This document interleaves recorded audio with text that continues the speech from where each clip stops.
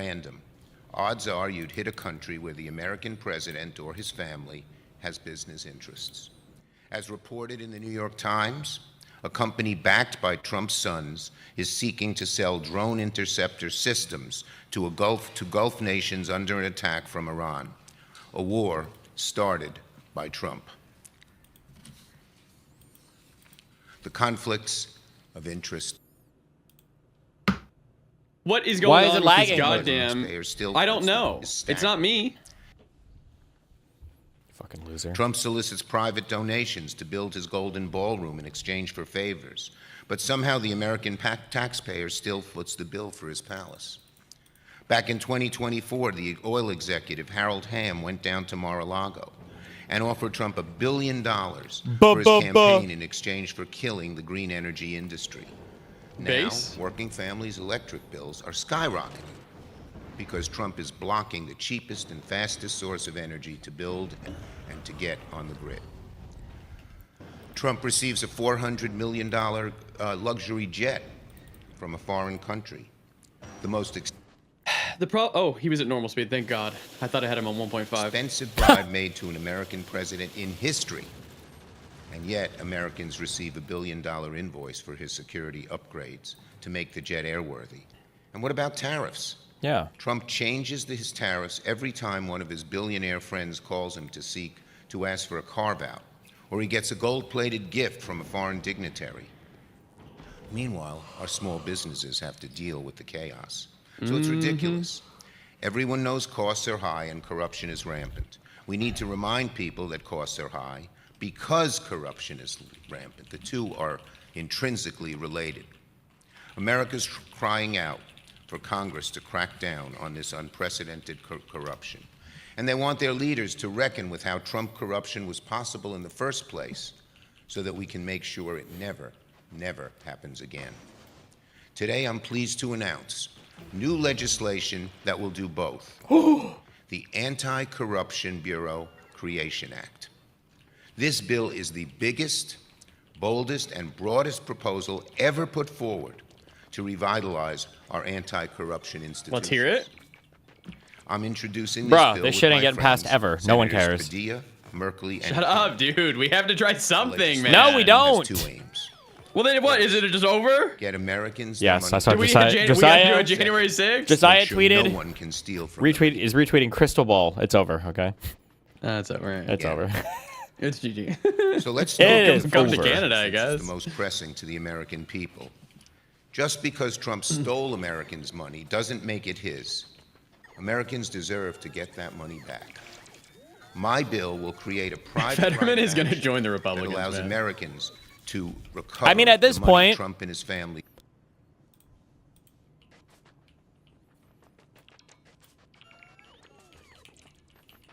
have taken from I thought you them. had more. Well, at this Our point, fuck, proposal fuck. mirrors the False Claims Give me a Act, moderate which Republican allows citizens to file over this shit. Jesus.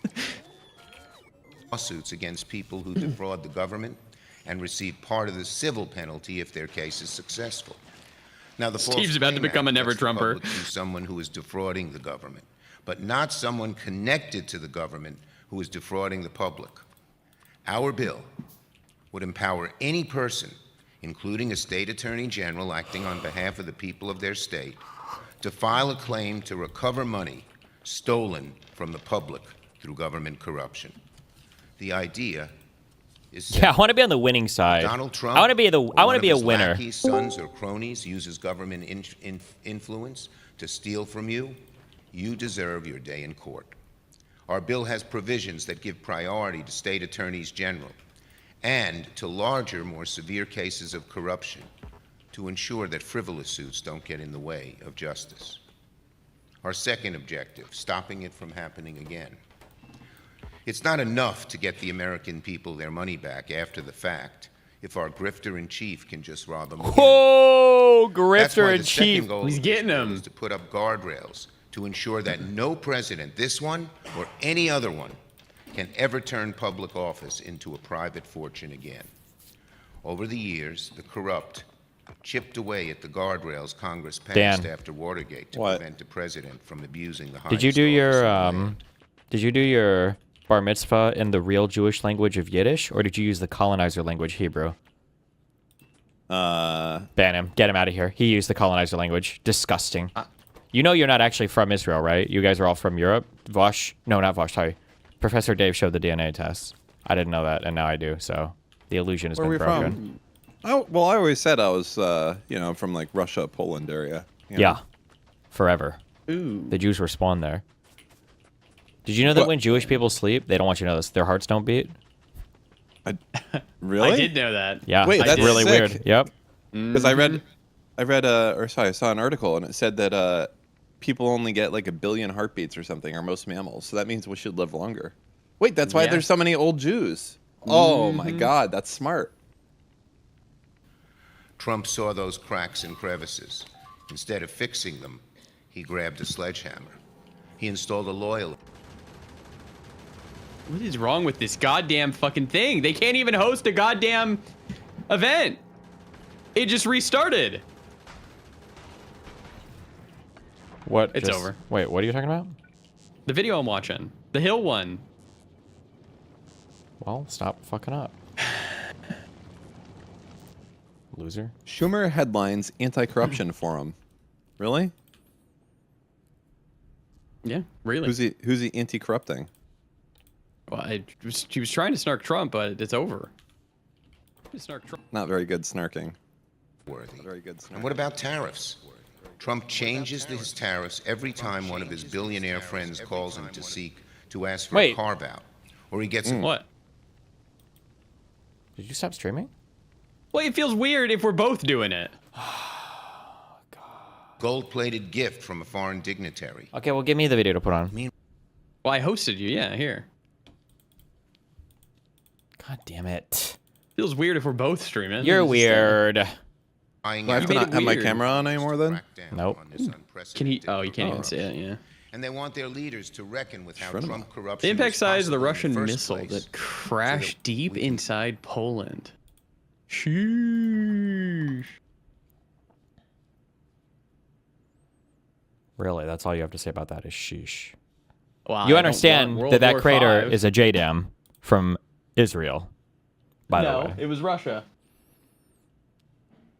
They're just gonna say it's an accidental one, right? No war. Yeah, that is what they will say.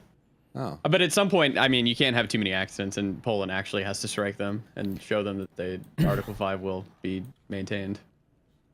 Hey, if there's ever like a journalist that wants to like do their fucking job and actually have real questions for these people, if you really wanted to own some of these weirdos, all you have to do is just run down a list of like every conflict that non-Western states have been involved in and watch them justify every single one. I went back and I rewatched some of the Hassan stuff related to the Crimea River thing or whatever. What was actually happening there was Hassan was just fully 100% in favor of Russia taking over any part of Ukraine. Like he had all the justifications lined up and everything. Like he was totally fine with all of it. The only thing that changed was that the popular support was so against him that he had to kind of adopt the other position of like, well, maybe Russia shouldn't. But if you were to ask these people anything about like any other non-Western country that invaded or attacked any other country, they would always justify it. Yeah. Our bill would empower any person, including a state attorney general acting on behalf of the people of their state, to file a claim to recover money stolen from the public through government corruption. The Well, fuck, actually. Okay, hold on. If we're going to... Can I watch stuff I want to watch now? Yeah. So this podcast got linked to me, I guess, a minute and a half. I don't even know who the fuck these people are. I but- want you all to know I specifically came on the podcast because I saw that y'all was in Hassan's orbit and I was like, I have to clout chase. Absolutely. Right. And we'll get you there. No, that's fair. Thanks. We have him on speed time. Well, to be do. fair, do. I did meet his producer in China. Yeah. Oh my God, Marge. Yeah. No, Eric. The interview His producer is Mark. his God. interview producer. Come on, you don't know all these people. You don't. You Middle ain't of tapped a in with Hassan like dick- me. Yeah. You ain't tapped into someone I've never met. Yeah. like me. No, it's true. It's true. Look at my proletariat. Is Eric? Eric, Did I miss something? he live in China. You're telling me Hassan Piker has a specific producer in China? Yes. At all for his, times. for his interviews. Someone tell Jesse Waters Is right it now. like his translator or some shit? No, Eric doesn't speak Chinese. I have no idea what's happening. Well, he lives there. He's learning. His girlfriend goes to school there. She's Korean. What is he doing for Hassan? There's already March. He has a producer already. He does the research for the interviews. So you see how that's not a producer? I don't know what any of these words mean. I've been doing Got this it. myself this entire time. Sounds Yeah. No, good. I think he described his interview. Well, Dante Munoz described him as the interview producer. So Okay. kind of using Dante's words, and I'll throw him under the bus. All right. Well, listen. Moving I along. love. Does this girl a little bit, come with me, Moot, Okay. look like a white version of Extra Emily? A little bit? Am I Yes. Thank you. No, I'm Yes. giving it to you. Thank you. Thank yeah, you. it's thank in you. the cheeks. It's in yes, the cheeks. Yes, 100%. Listen. Moving along. I love the state of the American left. So this person that was brought up, Eric Hovigem, is apparently Hassan's producer. I don't know how much will. I've heard Can this do name this. before. So he's a guy. So he's an American that fled.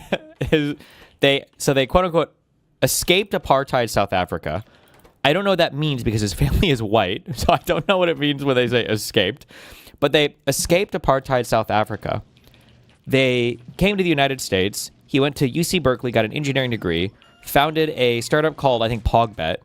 After it hit a $20 million valuation, he sold it, got a little bit politically active in Arizona. Apparently, it was burned a little bit after working with Bernie, and then decided to move to China and has been living there full time and is now Hassan's interview producer. And this is a 2-hour podcast he did a couple weeks ago, so this is him. The next day, the police came to our door in the hotel we were staying at. And I was like, oh my God, we're going to prison. Oh, okay, easy, bro. You have the face surveillance technology. Use the fucking fingerprint scanner or whatever you got going on in this shit. Yeah, no problem. And we sit there and we literally go through it like frame by frame. He's like, which camera do you think it was? Do you think it was one over here? I'm like, I thought you were supposed to know this. I thought this is a surveillance state. Leaving a social credit score? No, not before coming here. Okay. But now that I'm here, I'm like, I wish they had it. Like you want I'm a like, social dude, credit those people on e-scooters running down the sidewalk, almost driving me over. I'm I like, want they them to need be it. penalized. They need Yeah. it. So now only you got like Cashy and like shit like Yeah. whatever those like poly market shit, like shit of the world companies. What's more dystopian than that? They see videos every day on Twitter of little kids being bombed. And they're thinking, what the fuck are we doing? What if we just didn't fucking bomb them? And what if we just reduced my fucking rent? I think it's become much more permissible, at least in America, to describe yourself as a socialist. Defense contracting company like Lockheed. Friend of the Boeing. show, Raytheon. Yeah, Yes. Raytheon. Friend of the show, sponsor of the show. We offended a lot of people on this podcast. Yes, let's go. The more offended, the better. This guy also, did or tries to take credit at least for doing a lot of the video advertising for Mamdani. There's like 50 people who are like, I made Mom Donnie. It was me. Well, no, for real though, no. I think this guy and I think Morris Katz is. Those are the big guys? Yeah, everybody else is so whatever. Hassan or whatever is not relevant. I mean, look, you seem to be in a very Chinese time in your life. I don't. What are you talking about? Yeah, where is this Want going? to see my Chinese rings that I'm wearing? I mean, your own get up, the fact that you moved here, right? Yeah. So you're in a very Chinese time in your life. I guess why? I guess is the question. Like, why did you move from the United States to China? What was it that you were seeing happening back home?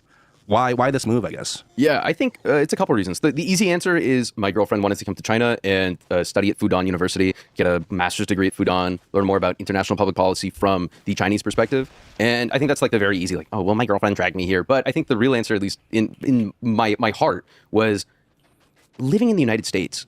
You, every 2 to 4 years, are in this constant battle of, okay, which annoying centrist Democrat do we have to support against the guy who wants to do unlimited genocide on the world? And like, I will be honest, the past year has probably been the strongest time in my life where I had like the feelings that I had kind of in my in my high school, where I was like, ooh, I don't really feel like I'm like one of the I don't feel like I'm one of the guys. I kind of feel like I'm a little bit out of place here, where it really does feel like everybody comes from like insanely wealthy backgrounds of like insane like intergenerational like wealth and privilege and shit, and then are all like on this weird foreign funded op.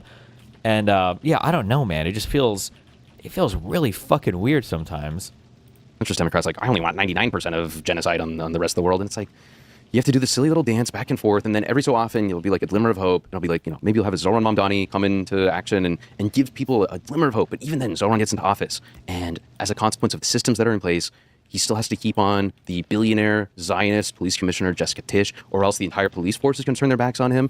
The Zionist police commissioner? Is she sending police officers to Israel? Like what happened with David Dinkins, like what happened with Bill de Blasio. And it feels so frustrating, so claustrophobic.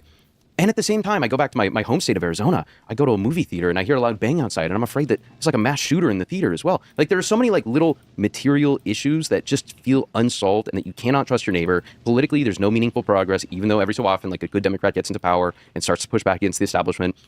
And before working in politics like this, I was working at a think tank called New Consensus that was writing climate policy. It wrote the Green New Deal, and it was trying to write the successor to the Green New Deal called the Mission for America. And it was laser focused on figuring out what sort of industrial policy America could implement so that it could be a leader, not just in generic manufacturing, but manufacturing like the highest quality goods, the semiconductors, the solar panels. Like, look at this weird thing. I've noticed this more and more now. Like, the socialist stuff is like a kind of economic thing, but it's not really economics. It's like a social program. Like, they'll talk about industrialization and the workers and maybe even unions, but it's like, it's not really about that. It's like they use economic stuff as like a vector for political or social thought. It's very weird. And he's doing it right here, The wind turbines. Like, he just complained about crime and a lack of political progress in the United States. Like, so I joined a think tank, and we started talking about manufacturing. And I was like, wow, okay. Hydrogen fuel cells, like the highest level of manufacturing we have in this current day. And during that time, the folks running the think tank were really laser focused on studying the production model of the South Korean dictator, Park Chung-hee. And, he had his issues. I will never defend him because he had a lot of issues, but he did a really good job getting the sort of like effectively the oligarchs together, the capitalist class of South Korea, and saying, listen, right now, you're a billionaire as a consequence of doing speculative trading. You are trading on like rice futures or something. I'm either going to throw you in prison, or you can start making toasters. You can start making like, I don't know, radios, something a little bit higher than just speculative assets, speculative trading. And they're like, okay, well, I don't want to go to prison. I guess I have to do that. And they started doing this over and over again until they got higher and higher and higher up the supply chain, and eventually started making some of, at the time, the highest quality goods in the world. With the Samsungs, the LGs, the Hyundais, they started making these really high quality products. At the think tank, we studied this model relentlessly.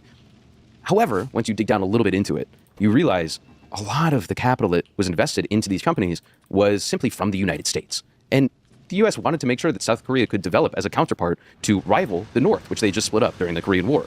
And so they injected literally like billions, tens of billions of dollars into this effectively breakaway state to ensure these industries popped off, that they did this manufacturing miracle.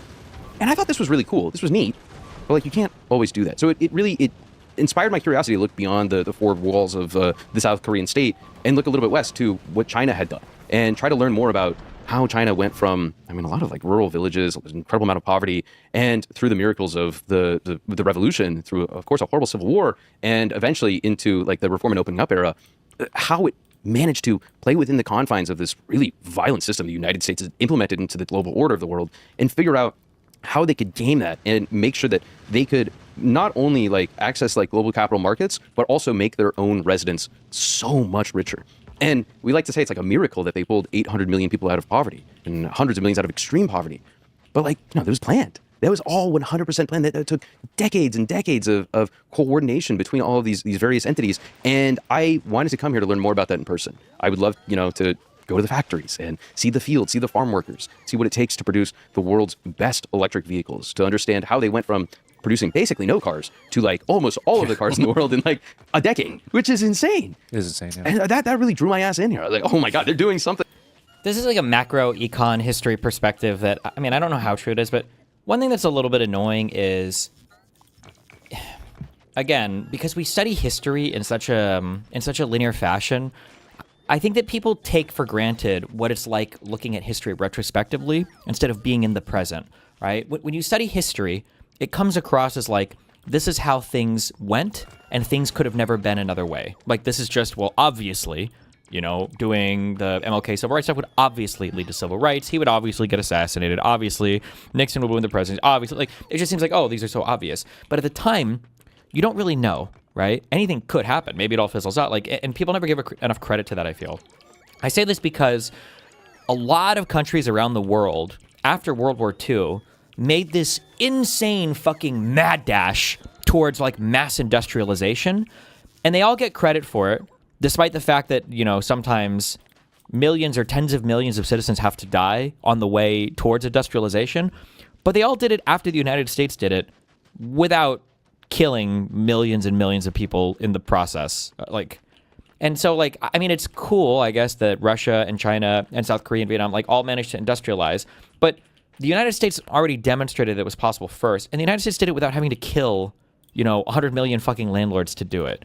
And sometimes it feels a little weird that I don't think you could talk about the United States' success in manufacturing with any of these people without them immediately blaming imperialism or colonization or whatever else. But then they're so eager to give credit to all of these like authoritarian regimes that have to fucking basically have, you know, a tenth of their population die in order to achieve their industrialization. Like, well, yeah, it had a few bad things, but man, they were so fast. It's like, I don't know, man.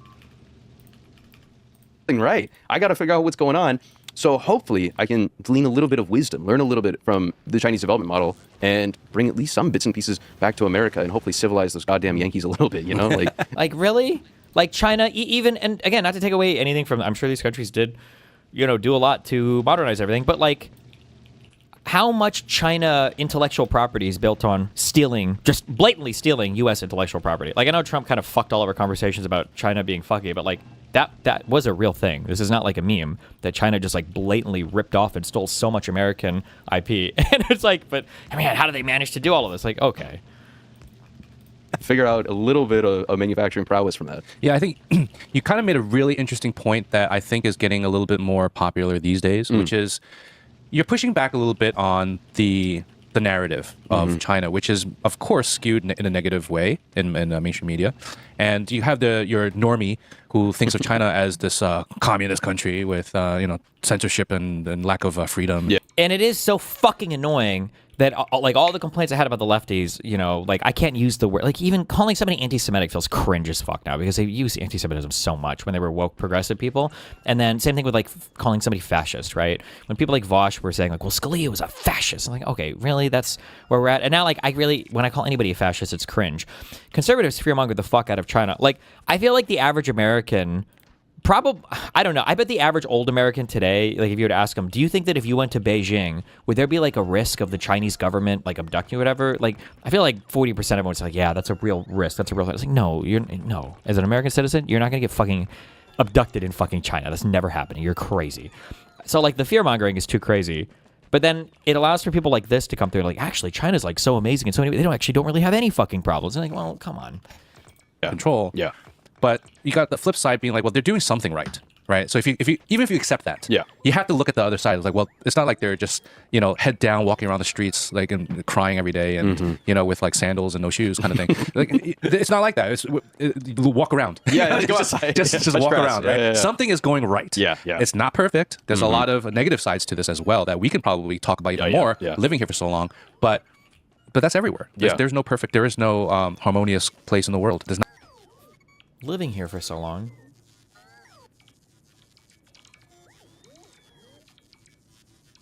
Wait, is this podcast in China? Is this an American podcast? He moved to from China. No. I know the guy did, but is this a podcast in China? Is this all? Oh, Jesus Christ. Okay. It's not perfect. It's over. There's a lot of We've negative lost. sides to this as well that we can probably talk about even more living here for so long. But that's everywhere. There's no perfect. There is no harmonious place in the world. There's not my one. God. That's just perfect. So yeah, I think that's the narrative that I see getting more traction these days, which is being like, okay, you might believe the negative side of it, but there's going to be a flip. Chinese people can speak English. Seem a good one. Did you know that? I think there are more. I read this a long time ago. I'm pretty sure it's true. There are more English speakers in China than there are in America. I know that that's true for India. Well, then it must be true for China. Side. So let's look at the flip side and just see what it is. My favorite new thing is like people are like, oh no, China's not even communist anymore. It's like state cap. Well, 2 people in chat said that's not true, so fuck you guys.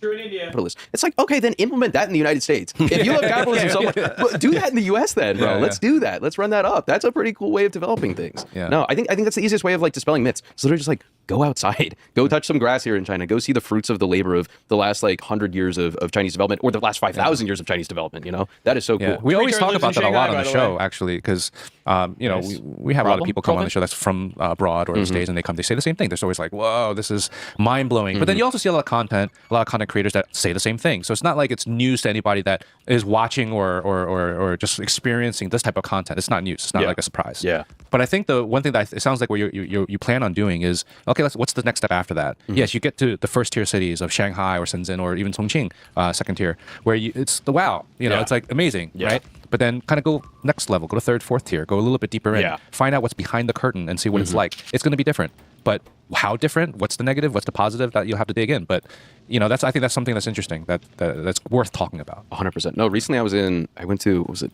Zigong, where they make all the lanterns. I thought it was going to be a sleepy little village. And then I went there, and it was like, I don't know how many, millions of people. That's not my new running joke. Like, oh, I'm excited to go to this like tier 4 Chinese city. It's going to be a sleepy little village of 8 million people. It's like, what the hell? There's so many people here. This is crazy. And then you show up. And I don't know enough about the cultures of any of these places to say, but the one thing... Why are you flying away, you dumb fucking ship? One thing that China seems to have been able to do well is it feels like they're able to maintain their own like culture and maintain their own, like the government obviously wants to do all of their whatever crazy fucking CCP shit. Like the government is able to take stuff from the rest of the world, is able to integrate to some extent with the rest of the world while still kind of maintaining their own Chinese identity, whatever the fuck they got going on over there. Whereas when I look at places like, say like Japan seems to have a really difficult time maintaining its own culture and like opening up to the rest of the world. I don't know. Maybe that's not like a super fair, accurate thing from afar, but I guess I don't see. One thing I'd be curious about is like, do travelers in China run into the same types of stigma that like travelers in Japan run into? Because these guys are living in China, and it sounds like none of them speak any Chinese at all. Is the impression I get. And maybe do Chinese people just not care?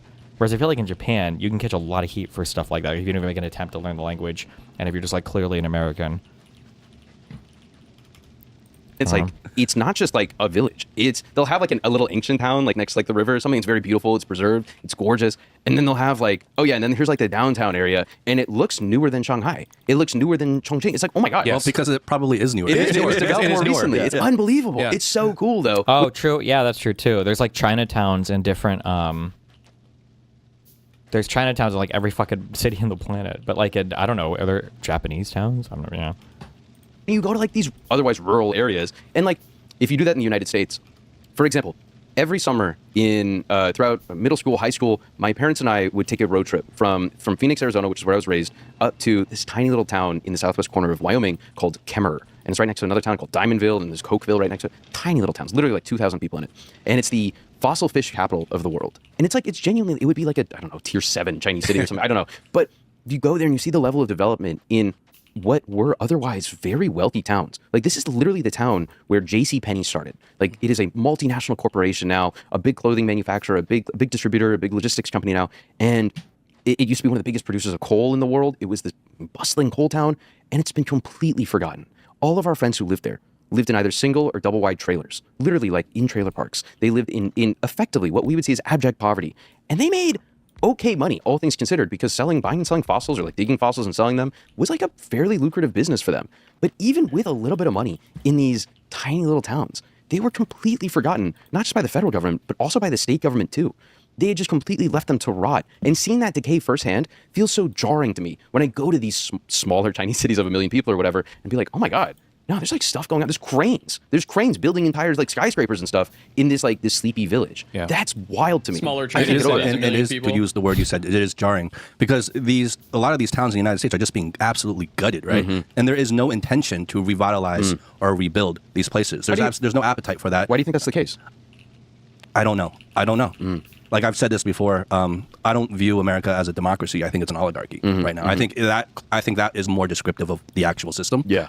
And so I think there's no incentive. There's no financial incentive for these people to build infrastructure in these places unless unless maybe they're building a new data center, AI data center there now. And then now they'll pour money, and all the residents there are like rising up and be like, we didn't vote for this. It's making our electricity bills all this higher.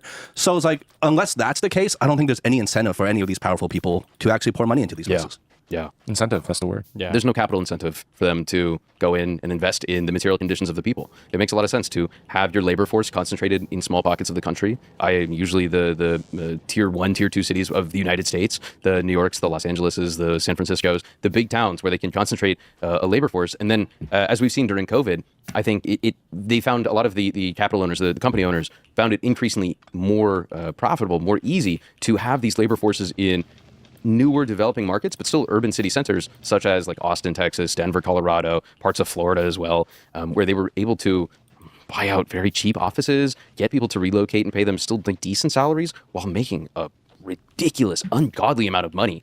And they didn't have to pay their workers as much anymore. And I think that really incentivizes development in these higher tier cities, if you want to call them that, but in sort of forgotten like smaller towns, the villages of America in like Appalachia, for example. If there are no natural resources to extract, what's the point of the capitalists going in and sort of investing any money in that? And actually, before I got into any of the political stuff, I think a radicalizing thing for me was towards the end of college, I founded a startup and I raised some capital. And one of the most jarring things for me was meeting with venture capitalists in the United States and seeing firsthand that they were not interested in a meaningful long-term vision for the United States. They were simply interested in whatever could net them the highest investment, or the return on investment, as soon as possible.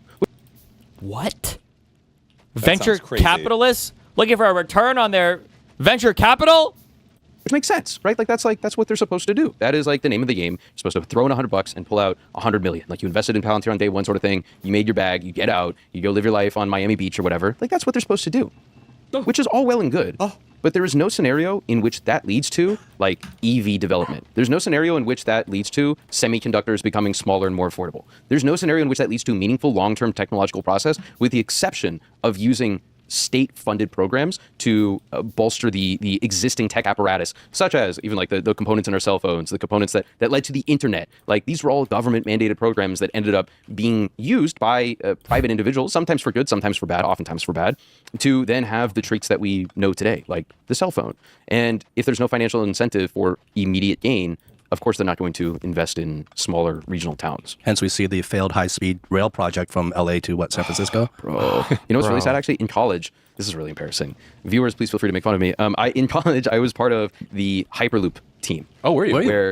I was an engineer. Bruh, this guy is the richest again, white family, came from South Africa to the United States, goes to fucking Berkeley, sells a company for $20 million when he's like 25 years old. Holy shit. So I was, God, bro, I feel pain even bringing this up, but I was part of the Hyperloop team at my university, and we were so bought into that thing. We were like, sure, dude, we're going to go San Francisco to Los Angeles, 27 minutes or whatever, like that, 700 miles an hour. We're going to vacuum out the air from a tube. We're going to shoot that train down that thing, and it's going to get there so quickly. And we realized probably about a year in, I was like, this isn't viable. This is such a waste of energy. Why? Let's just build the train, because it takes so much energy to suck out all of the air from the tube in the first place, and then keep it out. Not only I'm sorry, unless I'm missing something, okay? And listen, I'm the more pro-capitalist person, okay? Even in these lefty spaces. Unless I'm missing something, the Hyperloop tube thing always sounded fucking retarded. I just don't understand why that over a fucking subway. I don't know. I never got that. I never understood that. You know what's even more retarded is the data centers in space. I genuinely don't get at all why it would be done. Well, the unless data it's centers in just to space raise is nice stock because you have price. literally infinite fucking area to build, right? That is not an issue on the ground, though. And you have so many problems. Well, clearly it having is an cool issue things. on the ground because everybody gets fucking ass pained. No. Well, you get ass pained because they're just trying to have cheap power down on the ground. Well, it depends on how much you can solar power it, I guess, in space or whatever, no? Well, you can solar power it on the ground. Like, there's so much land that these fucking people could buy if they chose to in, like, I don't know, fucking Montana or something along those lines. Is Destiny referring to Elon, or is this guy from South Africa? No, this guy is from South Africa as well. They're all expats or whatever the fuck, yeah. I'm telling you, Moot, if you look into the space data center shit, it's just all 100% snake oil, all bullshit. I've already looked into it. It's not feasible right now, but they're trying to move towards it in the future and figure out how it can be feasible. And it's mainly about the cooling, not the actual fucking. I don't think the shit. cooling is like the thing you look into it is that like the cooling seems harder for. I don't think cooling is the problem at all. It's just a matter of like launching it up there and then maintaining shit or whatever. No, cooling is the main problem. I don't think cooling is. I don't think cooling is a problem at all. It seems like it, but I don't think it is. You are no. That is you're insane. Yeah, like how much power do you think the data centers they want to put in space are using? You think it's just like a few kilowatts, or are we talking about like they want to have like multi-megawatt things up in space? Cooling is the problem. Hold on. Cooling is not the articles. problem. I understand that like they want to use a lot of power, but you just got to put big ass fucking fins on them. But it's a matter of launching it up there and everything. Big ass fins? To radiate the heat, put big fins on it. It's space. It's a fucking vacuum. It's an out. It doesn't matter. No. I'm saying cooling is the problem, which is why they're putting it in space. What? Cooling is the problem on the ground right now, which is why they're throwing it up to fucking space. That's why they want it to go somehow in you space. gave the most wrong take from all three of us. Okay, hold on. Let me look. I do love you though. I'm opening up my shit. Good. I'm just here's my thinking. Okay, from what I know of data centers, the issues that they have right now, being on the ground, number one is going to be local people bitching and fucking moaning about it, and number two, access to a tremendous amount of power. I don't see how being in space solves either of those issues. I understand that you no longer like you're going to set up solar panels and you no longer have the atmosphere, so they're going to be more effective, right? But you're still going to need a lot of solar panels, but you would like I just genuinely think that you could just do the same thing on the ground, have 4 times the solar panels, assuming a 50% efficiency rate compared to being in space, and then you kind of have the same thing because you're accounting for nighttime there by having 4 times as much. So you have 2 times as much to make up the efficiency, and then another twice as much to make up for the fact that you have nighttime. Yeah, I'm not sure what the main. I thought it was like a future, like in the future, it would be cool to do this. But I mean, we do have a ton of space. I think people don't realize sometimes how much space you have on the planet. Like, I'm pretty sure every single person on the planet can live very comfortably within just the state of Texas, and like have plenty of space. Like every person on the planet can live just in the state of Texas. Like 9 billion people. There's so much space on planet Earth to do things. But, yeah. And also, what could be the cost of like not only launching shit up there, and it's like, well, the Rams unseated on this one. I guess that one's fucking done. Ah, damn, this computer fucking kernel panicked, and the robot can't press the fucking button to reset it. Ah, shit. Like it just seems so like the only reason to do it. There's one reason to do it, and that's it, just to make stock price go up. Being like, yeah, we got data centers in space. Like, okay, sure. Like, I don't know. What are you gonna do? Just seems. Once you deal with building things in a vacuum, you realize that nothing makes any sense. Because if you vacuum out the air, there's no place for any of the heat. Data shit, which means it was retarded. So fuck space. Yeah, oh, go. And by the way, who's shit talking me in chat? Who is this? Any normal 00. Batteries, if come to Discord right now. This is a Putin stream. This is a Destiny stream. Shut up. What? Well, I can't talk shit on a talk here? Destiny stream? No, oh, he well, just can't I go guess on we a fucking found... 10-minute fucking diatribe about a random chatter. No, do That's it. the He can difference. actually. Really? He can, because I'm playing Factorio. Go ahead then, Dan. Go, Dan. Go. Get him. First off, Mutin, how fucking dare you, motherfucker, tell you, oh, you son of a bitch, saying that I can and can't do it. Where is this fucker? Hey. What is happening? Are you doing? Hello? Go ahead, Dan. Mutin's like Sorry. playing with What do fucking you? Legos. I'm sorry. Yeah. What is that? Playing Your with Legos. Okay. No, go ahead. We like to hear it. Go ahead, Dan. No, go ahead, Mutin. We want. Don't. No, Yeah, go Dan. ahead. Don't No, talk. more We want to Legos. hear. Okay. We want to hear Mutin. You're a fucking child. You know that? All Kill right? yourself, Dan. Whoa. No, I'm not going to. And you can't make me. How about that? Whoa. You can't. You're powerless to stop me. You have no power. Don't know how I feel about that one. How does it make you feel, Lucas? You gonna build a fucking Rogue One spaceship? Make yourself calm down? Huh? Are you done? Play the video. sort of air conditioning units, anything of that nature, you run into really, really hard problems with heat dissipation. If you're talking about like thermal expansion of tracks, oftentimes it relies on the natural dissipation of the heat into the air. If there's no air, the heat has no place to go. Same thing with batteries, same thing with anything electrical that can produce any amount of heat. So once you start sucking out the air, you run into so many problems that you wouldn't have otherwise had if you just had air as a medium to release and dissipate that heat. And that was a huge problem that we faced. And it was fun. Like we would go to Hawthorne, California. I never ended up going, but the team ended up going to Hawthorne, California. They shot things down tubes. It was a good time. It was fun to like mess around and do like cool little engineering projects. But we realized very quickly, it's like, you can't scale this. This isn't, unless you give it to like a team of like Chinese superstar engineers. I'm sorry, a couple of like dipshit 20-year-olds from UC Berkeley are not going to, you give it to like a team of like Chinese superstar engineers. I'm sorry, a couple of like dipshit The simping, bro. 20-year-olds from UC Berkeley are not going to solve this problem. Like, this is not it. Wait, so, but you said about a year end, the engineers started realizing this wasn't really viable. Yeah. What happened after that? Was there like any sort of decision made? Like, how did they reconcile that? No, bro, this was literally just for like our resumes. This was not like a serious, this was a college club program that we had. Okay. This was not a meaningful, like, we're going to make $1 billion from this. This was like, let's do this for fun, so we have like a little bit of real world engineering experience before we go off into Raytheon and hopefully build the most efficient missiles we possibly can for spreading democracy. And that, I mean, it was simply to do that. So we kept going, and we kept doing it for, I think I was on the team for probably 2 years before I think they ended up pulling funding. And then it changed into, I think it was like electric Formula One or something. But by that point, I was working on my startup, and I was busy rubbing shoulders with all of the most brilliant venture capitalists I'd ever met. No, okay, well, talking about like, so you move here, you kind of see you're not so happy with what's going on back home. You move here because ultimately, you're not moving here just to escape. You're moving here ultimately to try to learn something to bring back home. Maybe. Right? I mean, I think, if I'm being honest, I do think there's a real world scenario in which I never go the home. United States does actively fall apart, and they enact very meaningful legislation to ban like any meaningful socialist or communist groups. I mean, even in this past week, literally like 2 or 3 days ago, I believe they just put forth a new piece of legislation that designated anti-fascism as a terrorist ideology. Like, these are the directions. Anything that associates with like any sort of like Islamic movements or anti-fascist movements are now designated as terrorist groups in the United States, which right now, we're seeing that. It's like, okay, man, yeah, sure, you're going to use that maybe sparingly.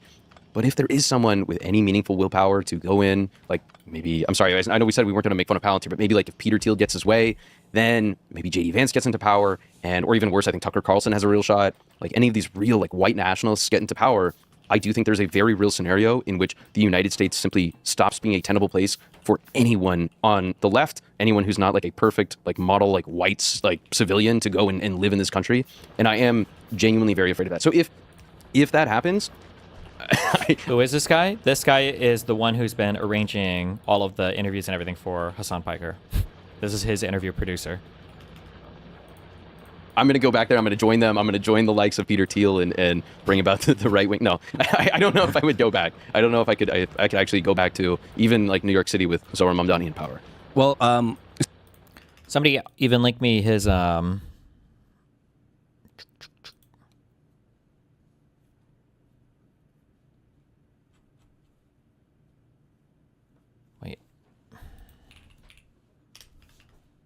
Fuck, who linked it to me?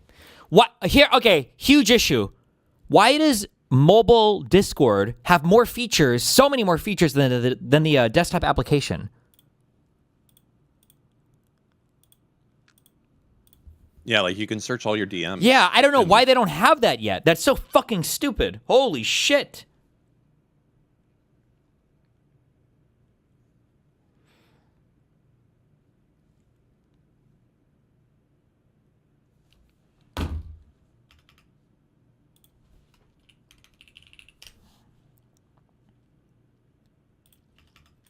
If you guys are bored, these are the guys' logs in Hassan's Twitch chat. I haven't gone searching yet. I don't know if there's anything interesting in there, but...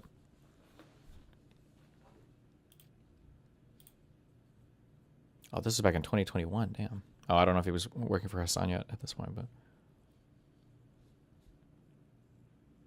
At Hassan Abi, what shampoo/conditioner do you use? Oh my god.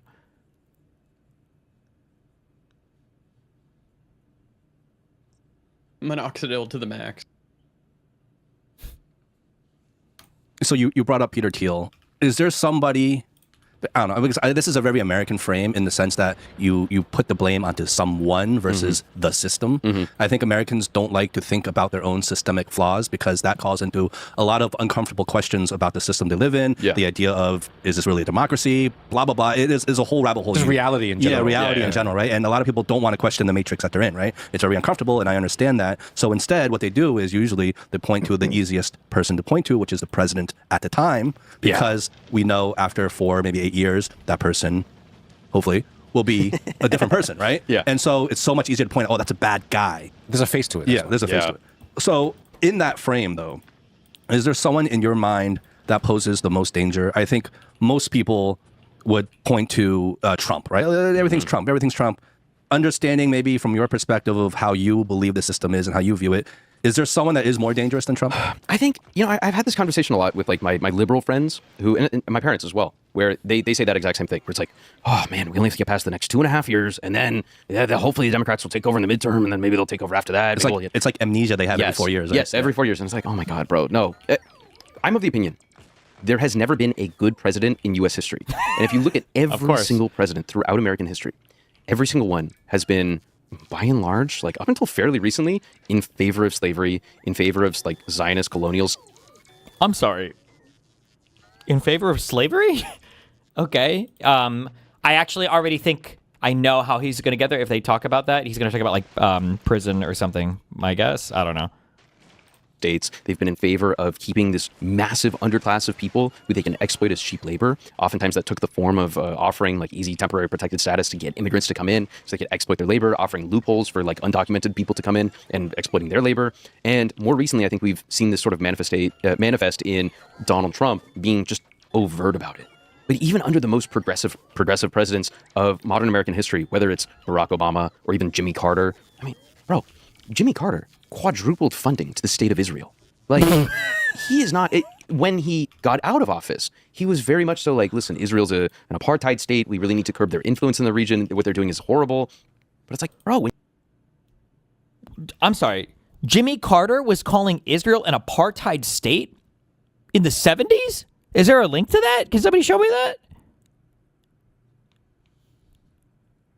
You were in power. You gave them a...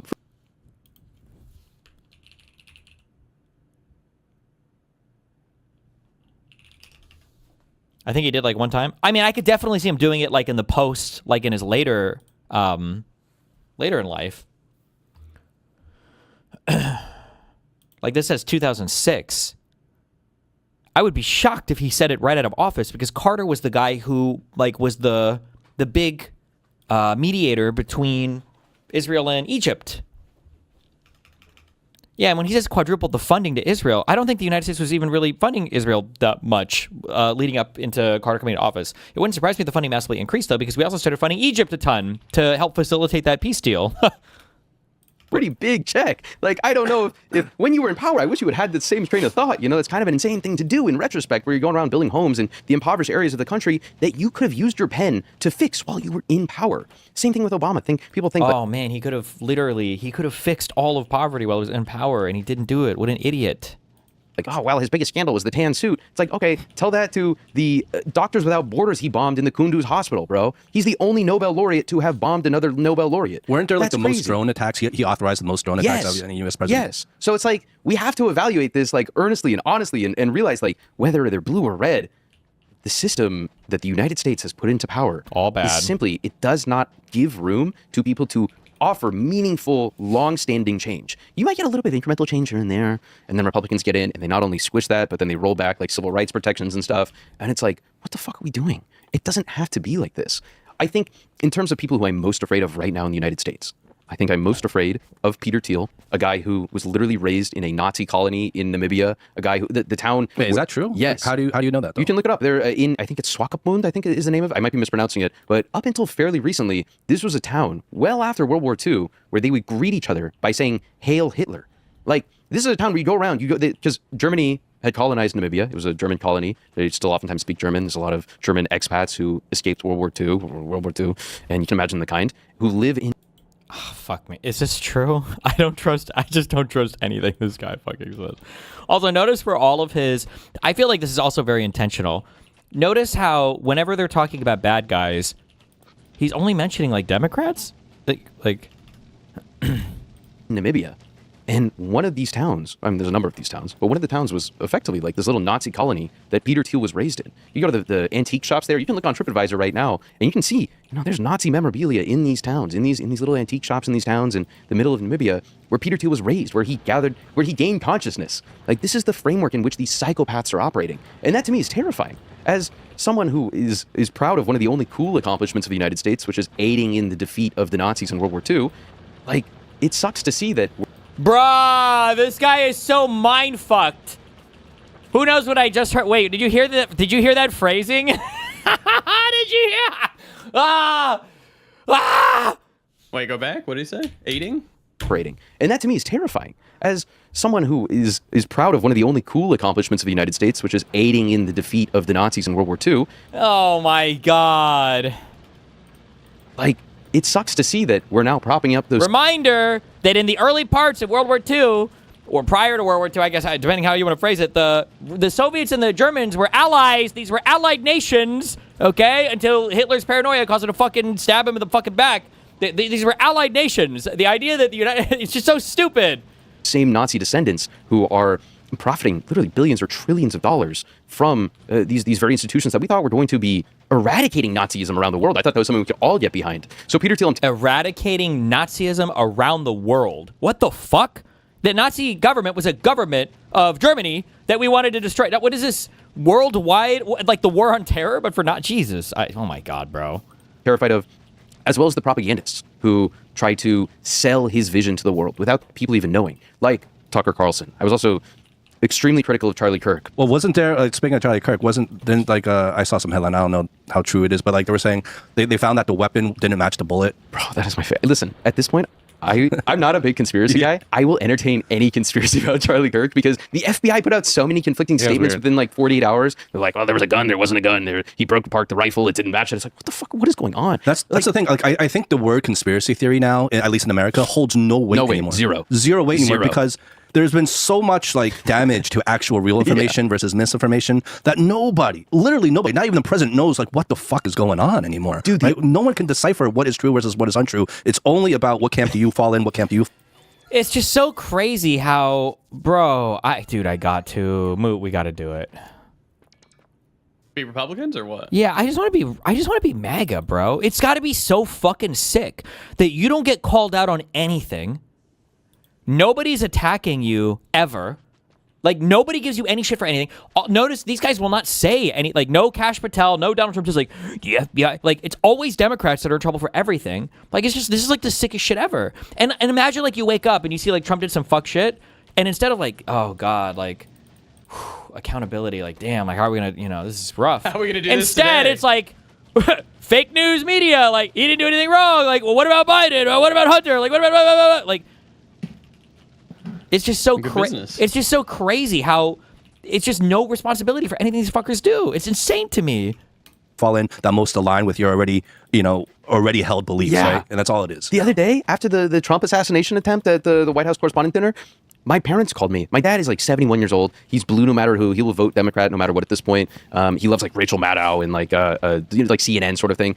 He called me, he's like, Eric, it was a false flag. And I was like, Dad, you've never said this before. What are you talking? Like, no, I know it was a false flag. That sounds like Alex Jones. I'm like, Dad, when did you turn to Alex Jones? What's going on? No, but like my parents were convinced instantly. They texted me, false flag. It's like, oh my God, something is changing. Where even like the boomers who otherwise would be like, no, come on, we don't entertain. Now it's like, no, yeah, it's all fake. They made it up. I really wish we had some like monumental event, like the moon landing or something right now, so that 80% of society in the United States could just be like, no, it's fake. No, Hollywood set. No, I don't believe the UFO files just got released. What the fuck is that about? That's been going on for years. It's like little things. Like what? I'd be interested. What do you think about that? Do you think that's just a psyop? What is that? Like, why is the government, the FBI, like in the Pentagon, releasing UFO files? No, it's important, bro. They said, Jeffrey Epstein was trafficking the kids to the aliens. No one else. That was it. It was just the aliens that were coming down. We shouldn't prosecute anyone here on Earth. It was I think it's 100% a distraction from like actual crazy shit that's going on. And my favorite thing too the Democratic leader right now, Chuck Schumer, is talking about this like it's a very serious thing. Being like, guys, they just released the alien files. This is awesome. It's like, Chuck, bro, we're in a war. We're spending $1 billion a day bombing little kids in Iran. Can we please focus on that for 5 seconds? Maybe that's why. Maybe that's why they're releasing these things, right? It's insane. No one's even been charged on the Epstein files. Who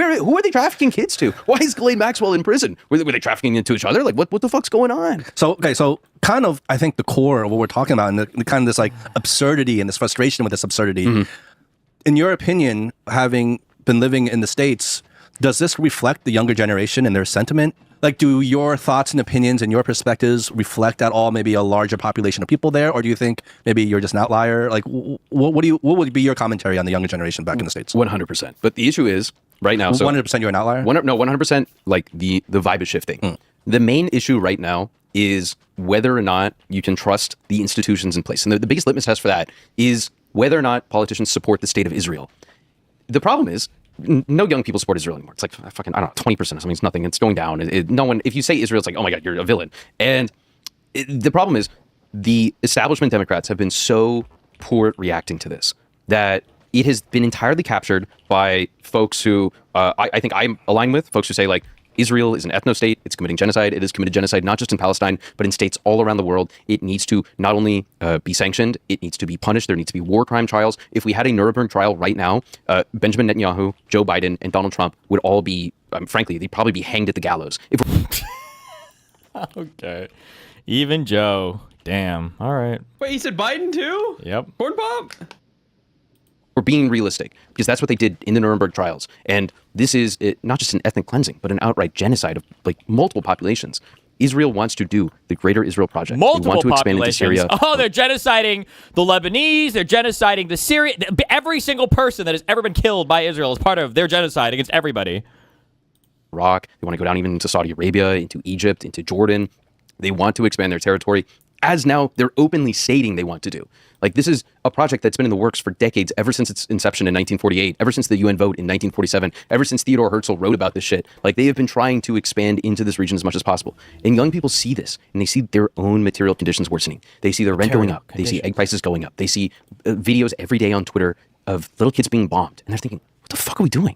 I paid for that bomb. Yeah. And then I'm paying for the food that's going to the people being bombed. What if we just didn't fucking bomb them? And what if we just reduced my fucking rent? How does this make any sense? They pose no risk to me as a person 8,000 miles away. That's insane. And I think that's very divisive for some people. Because if you know history, if you understand the material conditions that led to this point in time, you're going to be like, Israel's the problem. We have to stop Israel. We have to stop this idea that there can be a settler colony just genociding, obliterating populations, expanding belligerently in the region. But if you don't know much about history, probably the biggest event you do know about is the Holocaust. You probably know about Hitler. You probably don't know anything that happened with Japanese imperialism. You probably barely know anything about even Mussolini, aside from knowing the name Mussolini. But you do know about Hitler. But that's where the waters get muddied, because you do have some people kind of spouting some pretty anti-Semitic things. Of course. But that's also like the conflation of a criticism on the state of Israel or the government of Israel, and conflating that with being like, the people. If you're critical of the Chinese government and the state of China, does that mean you're racist against all Chinese people? Of course not. You know, and so there is people who conflate the two, or there are journalists who try to force you to conflate the two to kind of twist that narrative. But at the same time, there are real issues with that. I mean, I have a lot of my closest friends back in America growing up were Jewish people. I mean, I couldn't tell you how many bar mitzvahs and bat mitzvahs I've been to growing up. Yeah. Oh, they were the best. And so I feel for them, because I can only imagine, like, if the context wasn't about Israel, but let's say it was about China, which it has been before, Israel, I think, kind of took the front stage. I was feeling very kind of like self-conscious about that, and like unnerving and frustrated with that, in terms of people conflating like Chinese people with, you know, their criticisms of China, which I have.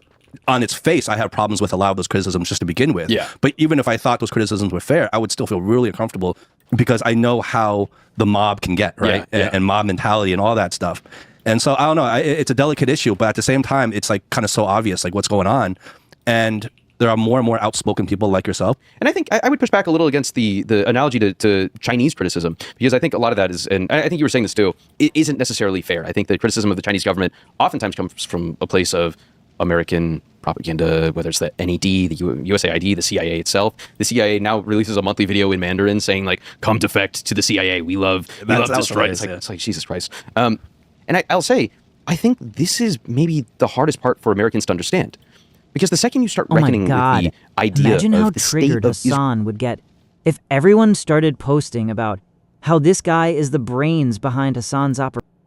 True.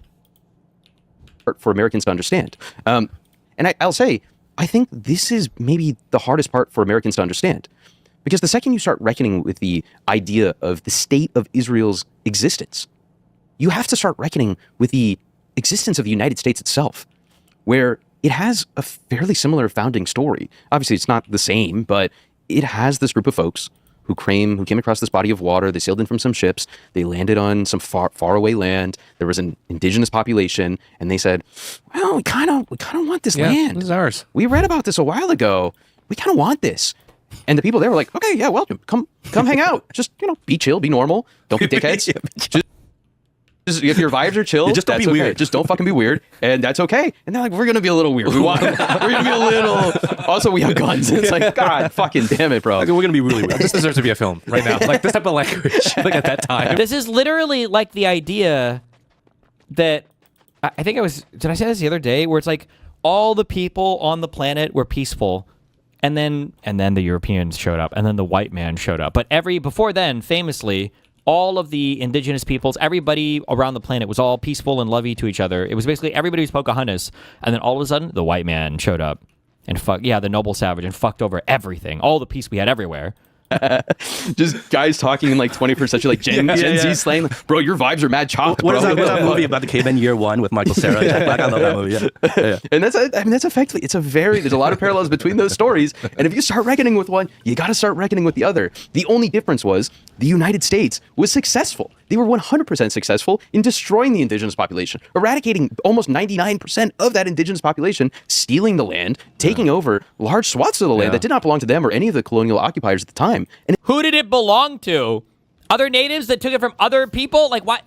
Do they think that they were engaged? There was like a giant fucking market? Like there was a big exchange for land that all of the natives went to, and they're like, oh, well, who's gonna, run the whatever land today? It's like, if you reckon with that, if you reckon with Israel, you're gonna have to start reckoning with like, why the fuck is it called New York? This wasn't ever like a piece of like the Netherlands, or like it was through the colonized history. But the people there, the indigenous folks, they didn't look like a 6'2" Dutchman. Like, what the fuck's going on? That's crazy. No, it's amazing when you put it that way. It's just because so much time has passed that everything has become normalized, and like we were alluding to before, the reality that we know of right now is easily destroyed if you start really putting the pieces together. Right? And start questioning and asking questions and digging deeper. Because the biggest difference between now and let's say 10 to 15 plus years before was the dissemination of information. And with that comes a lot of power and control. So just like what you're feeling right now, you're saying is that, you're asking questions, you're putting two together, you're going to see things to find out the truth or whatever, but not everybody has that access. And if anything, the majority of the people freely. True. So that they can ask questions. People will never have that access or even want to have that access, and they'll just take things at face value, right? In terms of social media and what they're fed. I think that speaks to the importance of like why it's so valuable to make approachable, easy to digest content around what the fuck's actually happening in the world. It's not necessarily just covering like current events. Oh my God. I just saw the nightmare. If this guy gets popular and it blows up, do you know where this dude's next stop is? Korea? Fucking Joe Rogan. Oh, Jesus Christ, yeah. Talking about the news all the time. But I think it's important to try to decipher, like, okay, why are we here? Why are we sitting at this table? Why is China rich now? Why is China doing so much better than it is, or than it was 50 years ago, 100 years ago? Everybody's doing better than they were 50 years ago, 100 years ago. What is this question? What are the material steps to getting to where we are right now? And also, I think one thing I've been... Hanani, a response to a post from your subreddit.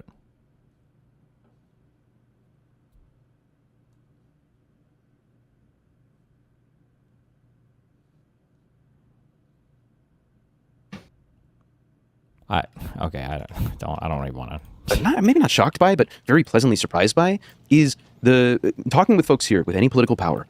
They are very inclined to approach history from a very understanding perspective. Understand what went right, what went wrong, and try to figure out what's going on like right and wrong right now as well, and how we can correct that so that tomorrow is better than today. And that is, as an American dude, I'm like, I don't want to get into it. I don't know. Apparently some 17-year-old boy was getting fucked by his therapist, who was a 26-year-old woman, and but I'm good. I'm gonna steer clear from that one.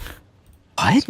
You want to not only fix the potholes, but you want to like. Wait, you want to learn from the past? You want to study the coconut tree that you fell out of? That's crazy, bro. You know, it's crazy. I want to say something. Let's see if Justin's gonna laugh at this. I'm actually really curious because you've been here how long now? About 8 months. About 8 so I'm months. basically Chinese already. Yeah. So 8 months in the grand scheme of things is still not that long. It's It's not long at all. Right. You're still a fresh arrival. And I'm so curious to fast forward another year or two and to talk to you and really ask you. Yeah. Do you see, or maybe you even see it now? Do you see how one's perspective is totally manipulated from an American system? Hassan is having Finkeldick on stream. What are the chances you want to ask about the debate with you? You understand how crazy it is that Finkelstein didn't catch any heat. Like, how biased the people are in terms of if you're on their team.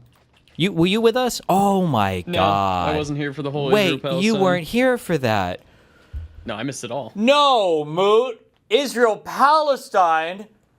Oh! Yeah, I'm just learning. Oh, Wait, what? no! What happened? Who's talking about Israel-Palestine? Oh my god. Mr. Borelli. I mean, I've seen the memes, but No.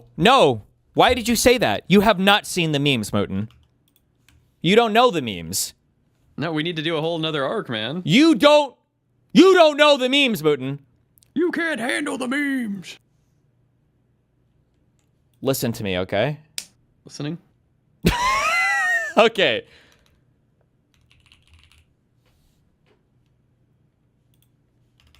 Finkelstein sued some neighbors Okay. because they were too loud. He claimed that they were up all night making insane noise or whatever. So that's suable.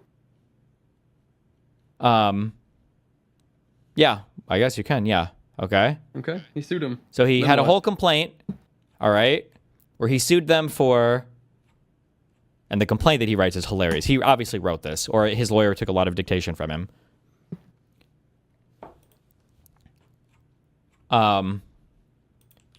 Listen.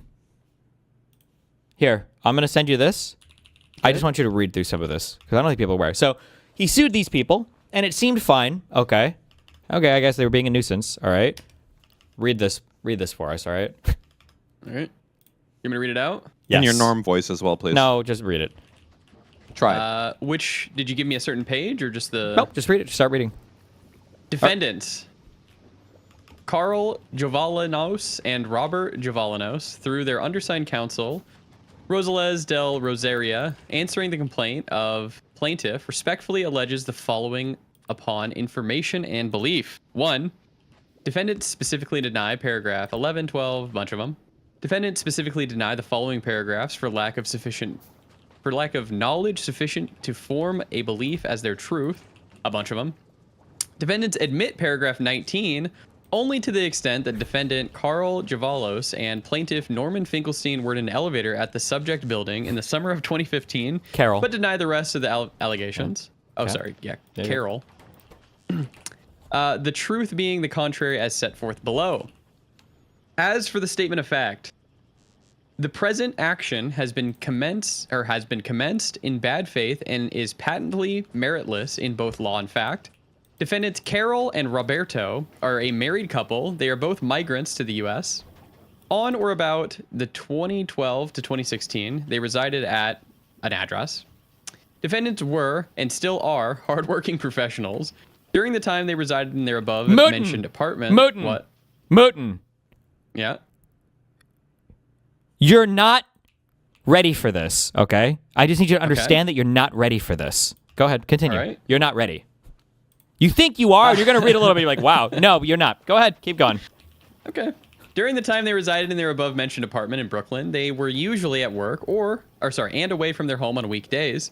On weekends, they were also often out of the house. Out of common decency and respect for their neighbors, defendants did not bother their neighbors by making any noise from their apartment, and they did their best to avoid and or minimize any kind of noise. Occasionally, however, noise and vibrations from the apartment above them would be heard and felt in the defendant's apartment, which may have been the cause of the plaintiff's complaints. On or about the summer of 2015, plaintiff Norman Finkelstein apparently claiming that the defendants were intentionally making noise in their apartment purposefully to annoy plaintiffs, started a campaign of harassment and intimidation against the defendants in order to drive them out of their apartment. Plaintiff made false and malicious reports against defendants to the CPS, seeking to have the defendant's daughter, about 2 years old, taken away from the defendants. On or about August 14th, 2015, defendants received a letter from CPS that a report had been filed against them for suspected child abuse or maltreatment. But the CPS dismissed the complaint and advised the defendants in the letter, Exhibit B, that the complaints against them were unfounded. Plaintiff also made false reports to the police and immigration authorities against the defendants without just cause other than to harass the defendants. On or about August 15th, 2015, plaintiffs and defendant Carol were in elevator at the subject's apartment building. Plaintiff suddenly confronted defendant Carol, yelling, "Your husband is a drug addict. I am a professor. I am a doctor. I will do everything for them to take away your daughter." Stop. This is quick break. Quick pause. Okay. So Okay. you know Dershowitz? No. From everything I've seen of him, he might have been decent at one point, but legitimately like a subhuman, gross, weird Jewish guy that appears on Fox News and justify any horrible thing a Republican does. Will justify. Okay, but a long time ago, one of the big dramas that people spoke about was that Finkelstein unfairly had his tenure denied at a university because other professors essentially his claim was that other professors essentially had like a grudge against him, saying that he was like unprofessional. They made shit up really because he was like a Jew who was like being critical of Israel. But then after my personal experience with him, and then now after like, you know, just reading this complaint, I definitely understand. He is a crazy person. Okay, he is fucking insane.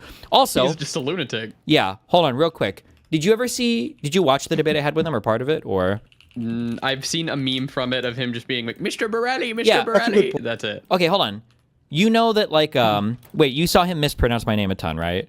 Yeah, 1,000 times, yeah. Yeah. Wait, do you know why or whatever? Nope. So, I'm so glad that he left this in. That was a meme. He was memeing, okay? Are you watching? So, when Lex Friedman takes a break here. We need a smoke break. We need a water break. We need a bathroom break. Take down Gaza is not a genocide. So they take a break, so they assume the cameras are off and everything, right? Russia is a genocide What does statement. take down Gaza When we went with Iraq, we wanted to destroy Iraq. That was a Take down genocidal Gaza. statement. There's a reason why genocide is such an importantly guarded concept, and it's not to Listen, are you listening? Yep. Okay, he thinks the cameras are off, okay? condemn every nation that goes to war. Mr. Bennell, Wait, you do know how to pronounce my... He knows my name. He just thought Mr. Bennell. Yeah. It's so fucking annoying. Nobody watches this debate, okay? They got crushed. They knew nothing. It was ridiculous how insane both of these people were. But even the calling me Mr. Borelli, it's not because he was forgetting my name. It was just a meme to him the entire fucking time. And when the camera was off, the first time he addressed me, Mr. Bennell, he knows it exactly. And it's just like, anyway, all right. Keep going. Keep reading. I'm gonna take your daughter away. Okay. Refusing to be bullied, defendant tried to defend herself and her family and told the plaintiff that he is not the only professional in the building. Now, hold on. Keep this in mind as well. Remember, okay? It's a complaint.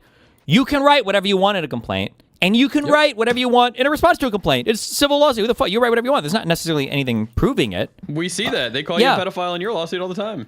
Unless, maybe, these people include exhibits, but keep going. Okay. After the aforesaid incident, plaintiff committed more intimidating and hateful actions against the defendants. On several occasions, these incidents compelled the defendant to contact the police. On or about August 2015, plaintiff struck defendant's apartment door with heavy blows from a heavy object. Attached is a picture of the damage to the defendant's door as a result of the blows, Exhibit C. Okay, wait. Pull that up. Let's scroll down a little. Okay, I'll open two of these. So Exhibit A and B, we see like the letter from Social Yeah, those are Services, complaints. from Child Yep. Protective Services, by the way. This Big is the deal, picture by that the they way. provided for Exhibit C. Oh my God. They hit him with a pipe. Okay. Jesus. And that's a metal door. Well, no. Or it's something, or it's like thin, whatever. But yeah, okay, keep going. Okay. It's definitely a metal door. Steve has no idea what he's saying. Well, it's thin. It's not like fucking 6-inch fucking wrapped Did steel we or say whatever. that it was a solid steel door? Did anyone Thank say you, that? Dan. Finally. Hey, Dan, this isn't anything else. Remember when Mutin said, shut the fuck up, you little Shut the fuck bitch. up, Dan. You little bitch. Thank you, dear leader. You're You tell welcome. him. Yeah, I got it. You know what? You're right. Oh, now he's gonna leave. Oh my here we go. god, dude! He always No, does it's not. this. You know, you're He right. acts Mook, like a you're a little fucking retard. That's baby. that's not he a can metal dish door. it out, but he can never take it. I hate. I'm just saying, I it's- hate it's Dan. not a metal door. We need It's some not a hate metal threads. door. We need some. Let's get some No, Dan hate do threads not up in get him a here. hate Let's get thread. some Dan hate threads up in here. No, Okay. well, unless you want to get banned in those threads, that's all I'm saying.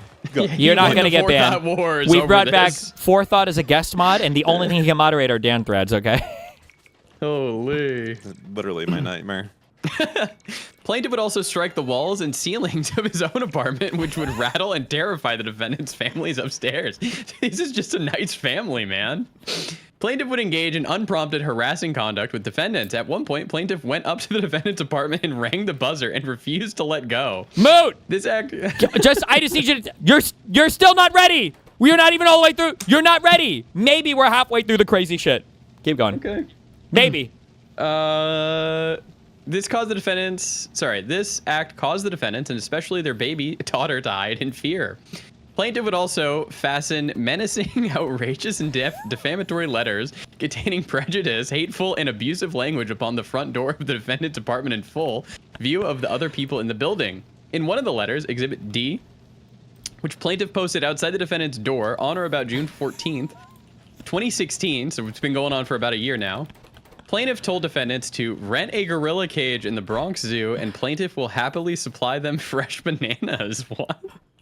Plaintiff wrote, if you stomp and bang on Exhibit your D. bedroom Just floor... go to Exhibit D. He would print these out and attach them to the door upstairs. Okay. If you stomp and bang on your bedroom floor in the morning between 6:30 and 8:30 a.m., I will bang on your door and on my bedroom ceiling between 3:30 and 5 a.m. in the morning. If I don't sleep, you don't sleep. If you can't control yourself, you can rent the gorilla cage in the Bronx Zoo. I will happily supply fresh bananas. Okay, in another letter, Exhibit E, which was posted outside of the defendant's door on or about June 21st, plaintiff warned and threatened the defendant. Starting at 3:30 a.m., you will not be sleeping tonight. Subsequently, in another letter, Exhibit F, which was posted outside the defendant's door on June 22nd, plaintiff mocked and denigrated the defendant and called them apes. Too bad, apes. You're not sleeping tonight. Okay. Okay. I think you're at the halfway point of crazy shit now. Yeah. Keep going. We're not done yet. Even before the above-mentioned letters in June, plaintiff had posted other defamatory letters outside the defendant's apartment door in full view of other people in the building. On or about August 2015, plaintiff posted a letter, Exhibit G, stating that the police had knocked on their door again and the defendants refused to open the door, and that 2 times Roberto threatened to kill me, that Carol was involved in Medicare/Medicaid fraud. We got to get Nick Shirley here. And impersonated a doctor. The defendants stopped threatening my life. On or about August 21st, 2015, plaintiff posted So as a heads up, letter, I don't know if we got H. this in the response if it was listed at the front, but the guy is I believe he's a doctor.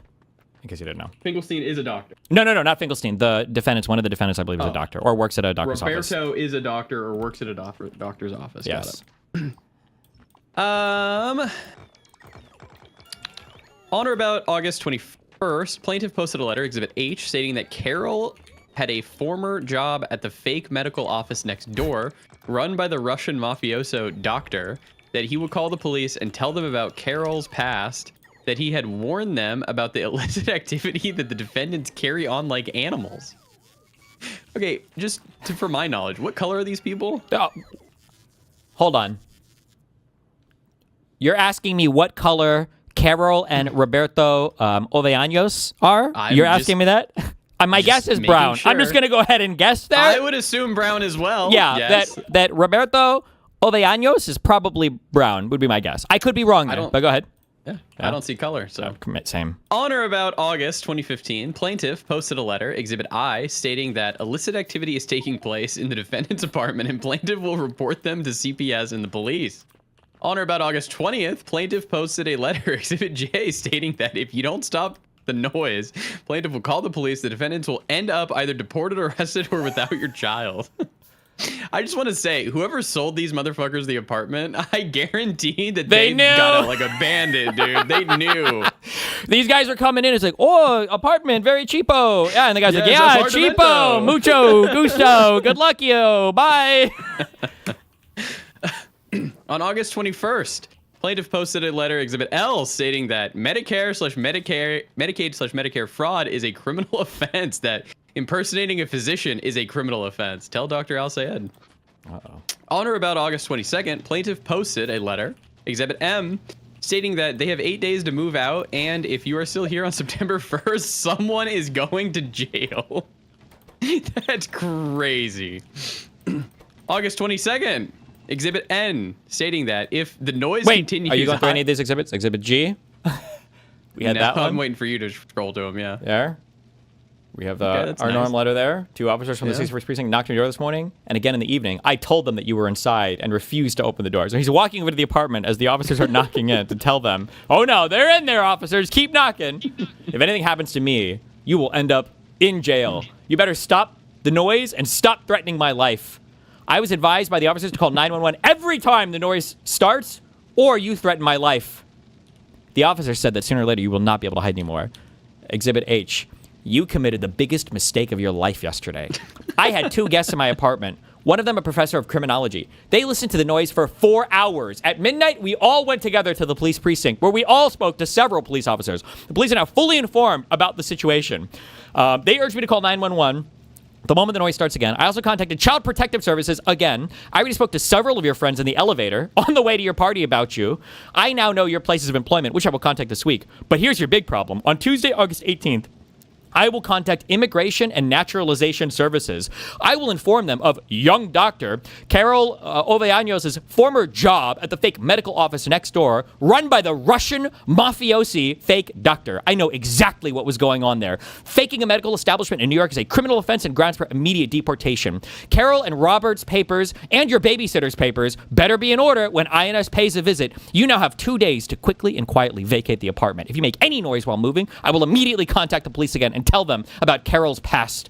I warned you in the last letter that I knew about the illicit activity. You chose to carry on like animals. You will now pay the price. I warned you that you will never win against me. You should have Googled my name, Norman Finkelstein, or gone to YouTube and entered my name. Now it's too late. This guy's fucking nuts, man. All right. Also, I don't know if it should go without saying, but obviously, zero evidence by Norm ever presented that I'm aware that this is like an illegal hospital or anything. Like, he literally is just like making shit up because he's trying to get these people to fucking leave. But okay. Medical doctor stuff. On or about August 24th, plaintiff posted a letter, Exhibit P, stating that the defendants do not move. He will call the police and it's over. The 24th posted Exhibit Q, stating he's calling the police and telling them everything. The defendants had your chance. The defendants are now finished. August 27th, plaintiff posted a letter, Exhibit R, stating that the building where the defendants live underwent a rapid turnover and acceleration in demographics in recent years. Things began to change, decidedly for the worse, that the family living in 4A, Robert and Carol, began inflicting intolerable amounts of noise. The plaintiff had repeatedly talked to Robert, but he suffers from some mental impairments. Whether it is congenital or substance-induced, I cannot say. That Carol was involved in medical fraud. A copy of this letter was also hand-delivered to the building's management. Exhibit R, hold on. Oh, we were only on J. Exhibit R. Here's J.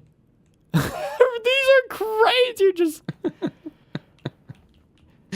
The noise stopped for 3 days, so I didn't call Immigration and Naturalization Services, but now it is starting again. If you don't stop the noise, I am calling the police. But this will be the last call to the police. You will end up either deported, arrested, or without your child. You decide. And then Exhibit K. I'm giving you until the 31st of August to move out. If you are still in the apartment on September 1st, I will inform the NYPD of Carol's past. It seems that Carol has forgotten that I was one of the young doctor's patients. I was also a patient of the Russian mafioso doctor who had no medical equipment in the office. If you disturb me or the guests in my apartment between now No or medical August equipment in the 31st, office. That's how he knows it was a Russian mafioso thing, by the way, because he didn't see the right equipment, I guess. Yeah, but go ahead. Shrimple. I will call the police and it will be over for all of you. You decide. I don't care if you buy 1,000 carpets. You must move out of the apartment by the August 31st. Okay, get him out of here. Scroll. Exhibit L.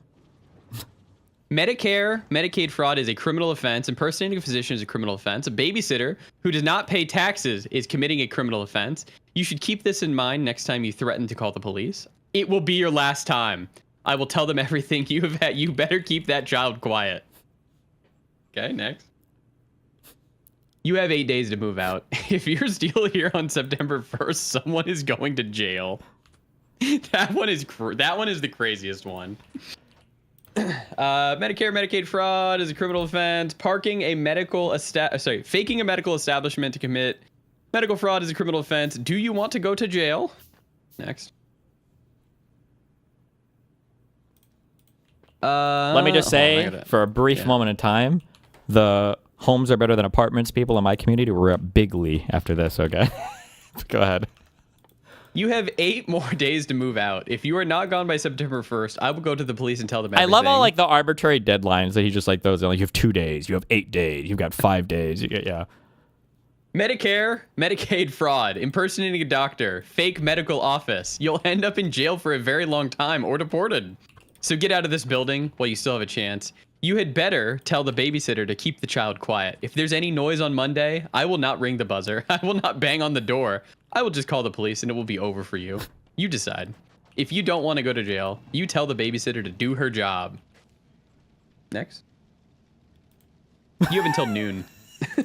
If there is a moving van in front of the building, I will wait until you move out. If not, I'm calling the police and it's over. That's the last bang. On Monday, August 23rd at noon, I am calling the police and telling them everything. If the babysitter does not have papers or is not paying taxes, you should warn her. You had your chance, but now you are finished. Next.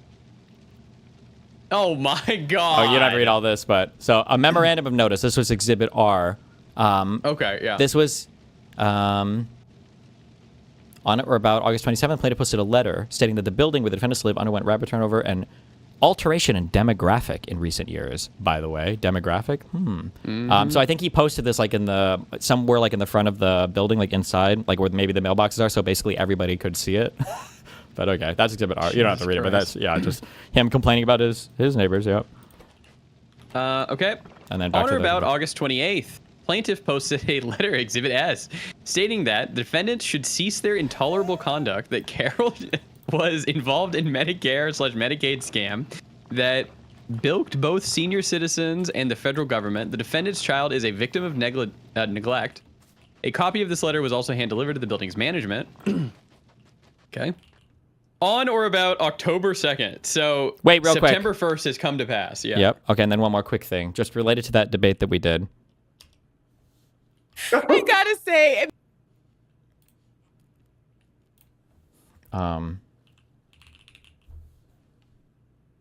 waiting. He always calls me a thing called destiny. Okay. I don't know if you've ever heard him say that, but Sledgehammer to the porcelain vase. The two broader audience and enlighten them in the facts and just ignore the other people in the room. he's talking And about I'm debate. thinking to myself, maybe you're going to do that, Louis, but I am taking my sledgehammer to the porcelain vase. I am going to smash it to smithereens.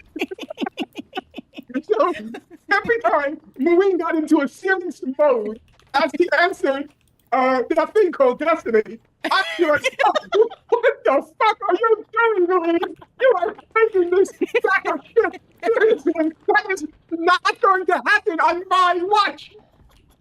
Every statement of mine was prefaced by, you moron. I think, do you know what it means, Bree? I prefer Brianna. Do you know what it means when you spent 42 years? So, like, he admits that, like, his whole goal for our debate was to just derail and, like, just scream and everything. And he was even fighting with Rabani because Rabani wanted to be a bit more serious. But it's just funny, like, he's on record saying this. You have him, He was just here to meme, yeah. and then you have him off camera. He says my real name immediately because he's memeing the whole time. But people will still insist that, like, oh, no, like, Finkelstein destroyed you in that debate. And I'm like, no, he just screamed like a retard the whole time. It's like, no, you're just coping. It's like, he literally says that his goal was to go and scream like a retard the whole time. Yeah. But, And then he did. Yeah, and he did. Yeah. Exhibit S. Also, stating just the as you defendant- so as a thing, so Norm is not a real historian or a real scholar, but he is like the most well-known and probably the most popular like Western pro-Palestinian, anti-Israel, anti-Jew, Actually, you know what? He's not anti-Semitic. There's a weird thing that goes on with his brain, but like an anti-Israel, anti-Zionist scholar in the West. So it's just this is funny that this is like their guy. But yeah, okay, go ahead. On or about October 2nd, 2015, plaintiff posted a copy of letter Exhibit T. Show Exhibit T. Just another memorandum. Oh, it's another memorandum. Oh no, he sent this to management, I think. Yeah.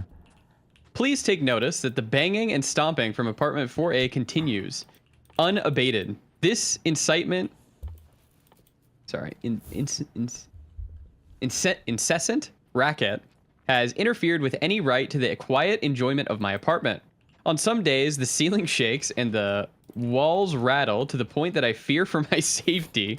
If this intolerable situation is not cured within the next 10 days, I will commence legal action against M&R Management and the occupants of apartment 4A.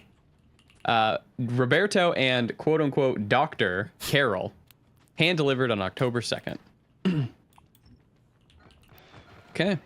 Defendants asked an attorney to write a cease and desist letter to the plaintiff, but to no avail. Plaintiff did not stop harassing defendant. He merely responded to the cease and desist letters with copies of the letters Exhibit R and Exhibit S he had previously furnished to the management.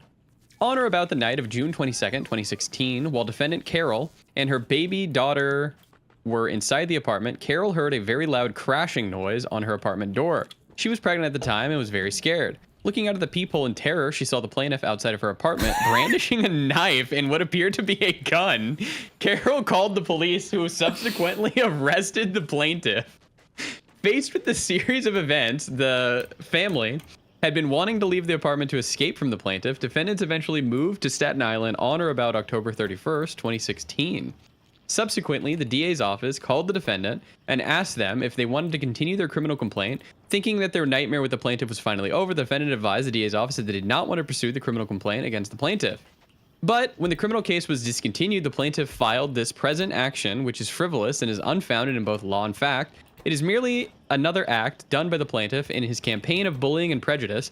It has been malicious, commenced to plague the defendants with the aggravation and lawsuit and force them to spend a lot of money of attorney's fees and litigation costs in defending themselves. As for the affirmative defense, defendants repeat and reallege the foregone statements by reference as if they are fully set forth hereunder. Plaintiff's complaint fails to state a cause of action. Okay, that's it. Basically, that's all the statements. That's pretty much. Now we're just getting into the legal bullshit. But the Jesus Christ, he comes with a knife and a gun.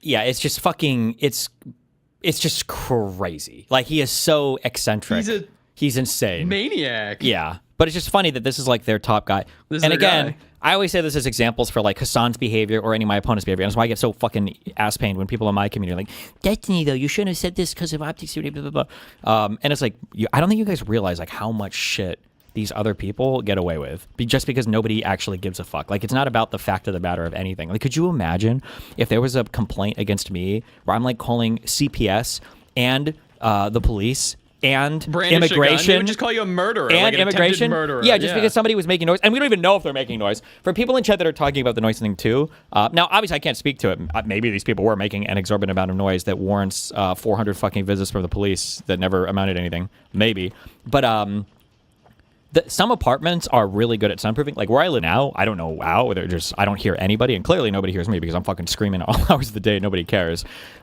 Some places are insanely sensitive. Really like I remember, I don't know if you guys remember me ever mentioning this, but when I lived in Glendale, I couldn't roll my chair on the floor. Like if I rolled and I'm not like rolling around like I'm on a fucking, scooter or whatever, just like in my apartment anywhere, if I would roll even a little bit, I would hear a bang on my ceiling from downstairs. So I guess it was really loud or something downstairs. Some places are just like that. So maybe their ceilings were really sensitive to noise or something. So every time the kid was walking, maybe they heard it, but I don't know.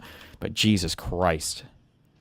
Yeah. Even then, even if there is noise, it's never an excuse to go to someone's door with a gun and a knife. Yeah. Anyway, what are you going to do? Okay, sorry. Back to our kings.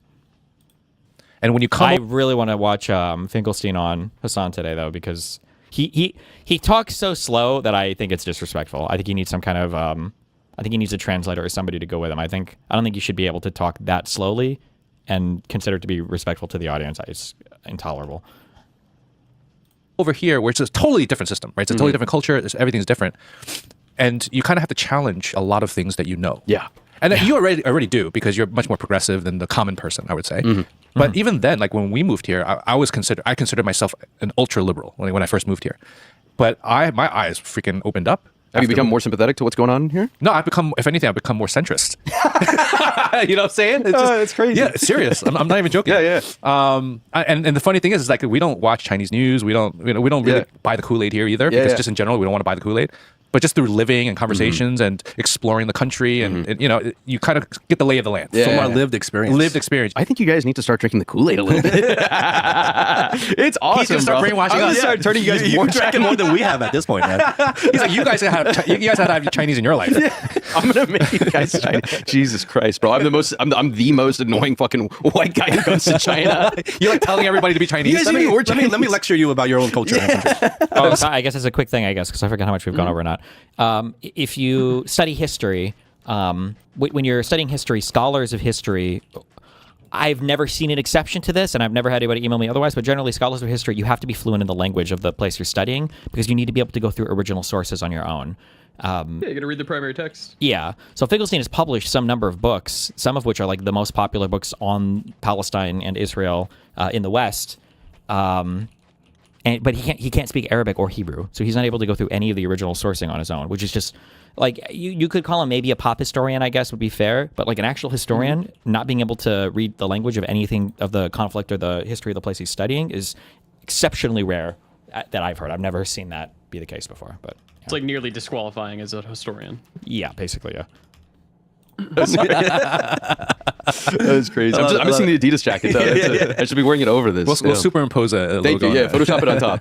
That's crazy. No, but seriously though, have you seen that at all? Anything like that at all yet? Yeah, I think I've been very lucky in that I've had a bunch of friends come visit who are like they're very politically inclined in the United States, but I don't think they're like they're not reading the little red book and being like, "Yo, this is awesome." They're just like, "I want things to be cheaper. Like, I want my wages to go up."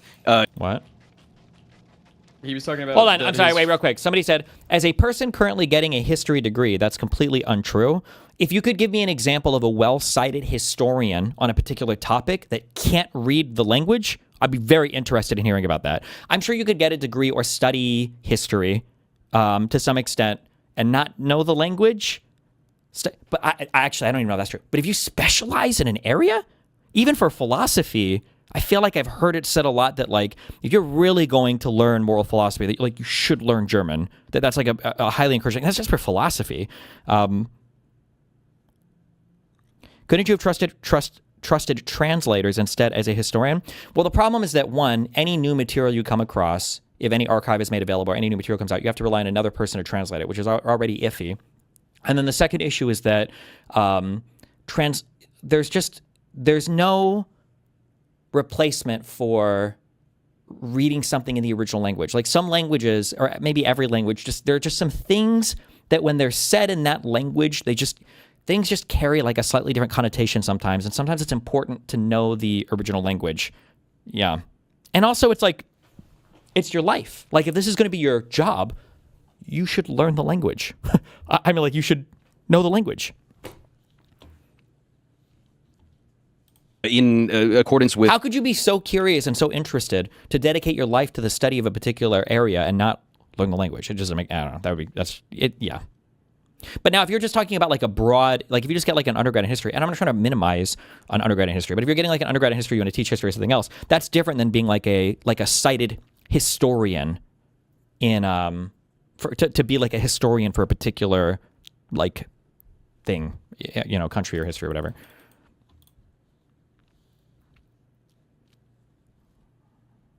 Like, I want things to be cheaper. Like, I want my wages to go up in accordance with, like, inflation. You know, I want my rent to come down a little bit. I want us to build some more housing. I want things to get a little bit better. I want trains to get nicer, yada, yada, yada. And so they come here, and they see that. They see the subways. They see the maglev train, the fastest in the world. They see the... Yeah, I thought Japan had the fastest maglev train in the world. Maybe not. Bridges, the boats, the planes, the automobiles, the EVs. They walk around on the streets, they're like, why is it so... Hold on. Historians will tell you that you should learn the language for the field you're specialized in, but it's not absolutely necessary, especially for periods where the material is very small and people are really going over the same sources as others. I guess I'm talking about if you want to be a historian that's like writing history for those time periods. If you're just studying something, I guess it's like super ultra well studied, sure. But I'm just not aware of any, and I've heard this repeated like a lot at this point. It was one of the biggest things that historians would bring up to me is if you are like one of the biggest things, I guess, that I had a guy, I think he was a master's historian or whatever, a student or whatever, but he said this to me, that like, imagine if you were to open a book for U.S. history and a person was trying to explain some time period, even if it's material that's been gone over by other people. Imagine you're reading this book and then you go back to the bibliography and there are like 12 sources for, you know, this essay or paper you wrote or you read, and every single source was like Chinese. As an American, intuitively, you would think like, wait, that's kind of weird. Really? You like, and then there's just so much in terms of this is I'm only talking about people that are trying to create new works in like in fields. If you're just writing a paper or something, maybe it doesn't matter as much. But and then also, hold on, am I about to ban this guy? Okay, yeah, you're getting a 7-day. Okay, hold on, and then I'll tell you why I'm banning you.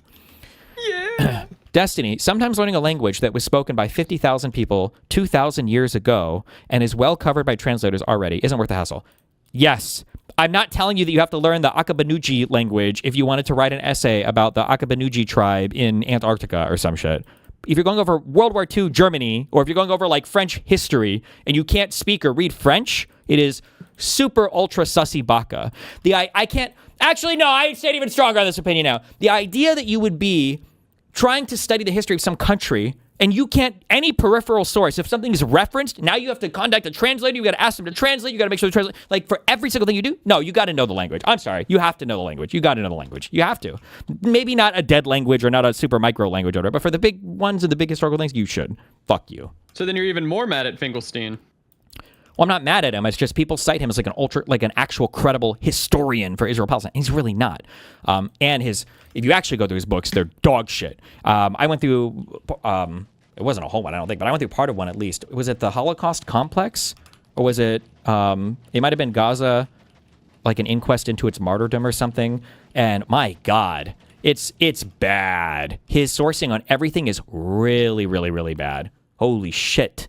Like, basically just like conspiratorial nonsense for almost everything. Like I remember there's a guy that he cites where he tries to argue that the Iron Dome. Also, if you read his books, you'll see that basically every single weird thing that's said about Israel-Palestine, at least a year or two ago, now there might be new things, but every single weird thing originates from a Finkelstein book. So like the idea that the Iron Dome doesn't work and doesn't do anything, it was all a waste of money, it was him citing some... That's a Finkelstein idea. Yeah. It comes from a guy who... Popular Mechanic, I think the word response. If somebody posted his name, like Picard or Pignard or something, if somebody has his name in chat, I would remember it. But like this guy like fakes some of the papers that he writes to show that like, oh, the Israeli Iron Dome doesn't work, and it doesn't matter anyway because Hamas doesn't fire real rockets anyway. He says they're the equivalent to like fireworks. It just, yeah, it's so stupid. His whole book is like so fucking crazy though, but whatever. Anyway, okay. Ready? Sorry. Yep. Oh, Theodore Postal. That's the guy I was thinking of. Yes. So quiet. Yeah. What's going on here? And it's like, there's EVs everywhere, you know? It's crazy. And they see that. And for them, just like you said, literally just going outside, seeing the material reality of what's around them, just breaks something. Somebody said this. I don't know how true this is for everything, but I got a master's in art history and I started on a PhD track. I had to have reading competency in French and German and pass a translation test to graduate. I don't know how normal that is, but something. Okay. You said literally just going outside, seeing the material reality of what's around them, just breaks something in their brains. Because a lot of them are from New York, a lot of them are from California, and they come here and they're like, wow, I don't have to own a car. I don't have to like pay $8,000 a month for like healthcare insurance, for health insurance. I don't have to pay an extra 20 or 40% for a tip on everything I buy. Food is affordable. People seem like they're living fairly dignified lives. Like things aren't perfect, but it seems like they're getting better. Like there's construction going on. Like go to rural China, dog.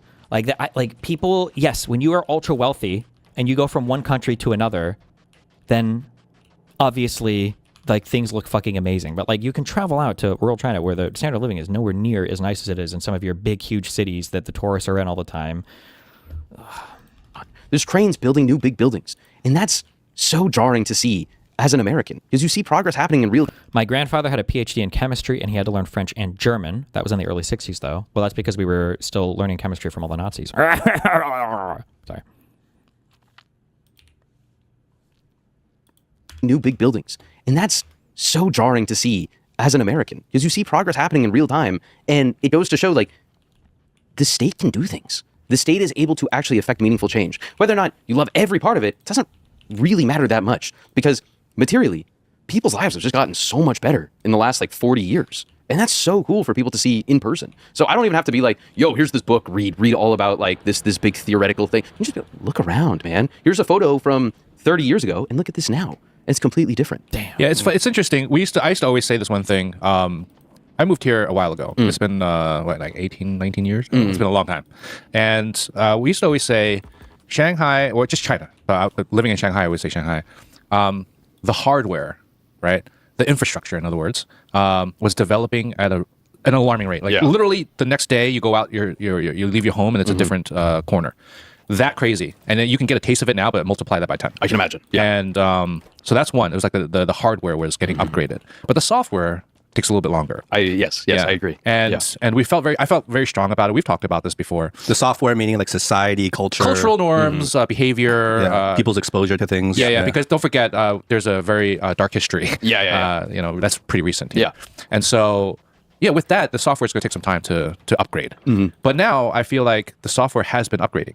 Still going. It takes time. It takes generations, right? But if you compare 2026, 2026 to 2016 or even 2006, night and day. Where even me and you, Howie, we're like trying to catch up with like the young generation. Yeah. Now we're trying to catch up to them. We're like trying to catch up to them. They're much more progressive than even we are. It's interesting. It's actually really interesting. Really?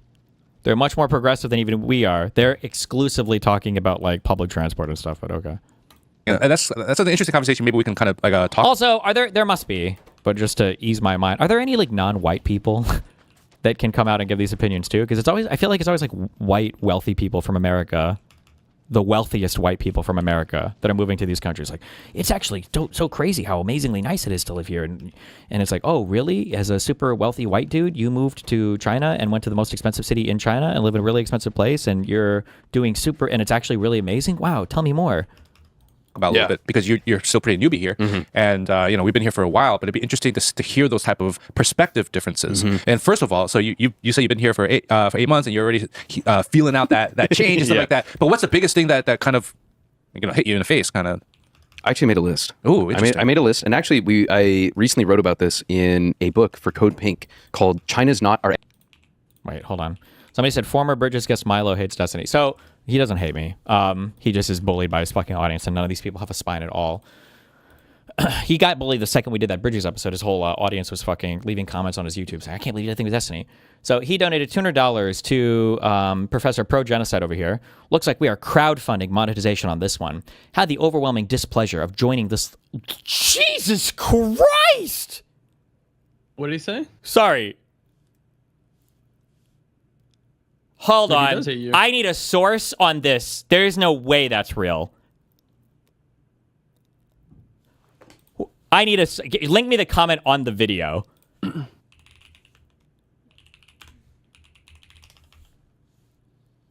What did this guy say? He used to be a big fan of my stuff too when we were there. I don't remember if he was like, I don't want to say simpy, that's me, but like I really like you guys. And so what it is, both of these guys were super awesome, by the way. Although I guess fuck Milo now. Is actually telling you is your DNA statistically is similar to. This is the guy that went on Joe Rogan and obliterated the fucking the guy who claims the lost city of Atlantis is like right there. We've almost found it. Modern people the in Graham Ireland. Hancock guy, or whatever. Not necessarily telling you. I think from just from a. This is the Milo guy. He's like 20 years old, though, so he's probably a fucking radical tanky because every single person who's young has to be a fucking tanky. I'm sorry, hold on. I just read this. I felt like it was in Game of Thrones. Okay, I have not verified the authenticity of this comment, so until somebody links it to me, I'm going to be 60% true on it. Looks like we are crowdfunding monetization on this one. Had the overwhelming displeasure of joining this little imp on a podcast a few years ago. You will all be happy to know that his vibe in person is exactly as sinister as you'd expect. Always knew him as a guy who would shred Ben Shapiro and Candace Owens and nothing more. Partway through the podcast, he randomly brought up this country favorably, and it totally threw me off. Only afterwards did I learn how reprehensible his views are on this, and in the years since, they have only gotten worse. But hey, par for the course for someone that is engaged in as much other disgusting shit as he has. Keep up the great work. Holy shit! I need to see this comment. Is this a real comment?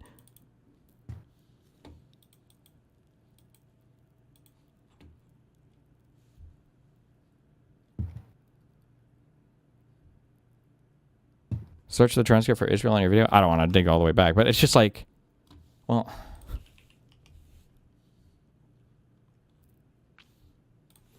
Milo, Destiny, Flint, Bridges. Fuck. Actually, I don't know if any of these videos are even up anymore. I don't know if Bridges took down all the old interviews or not.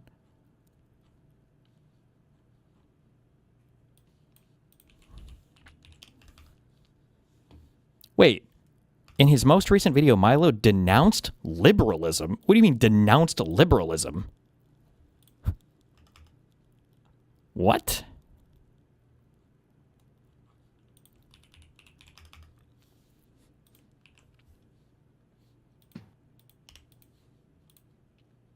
And this? Oh, what is up? And this?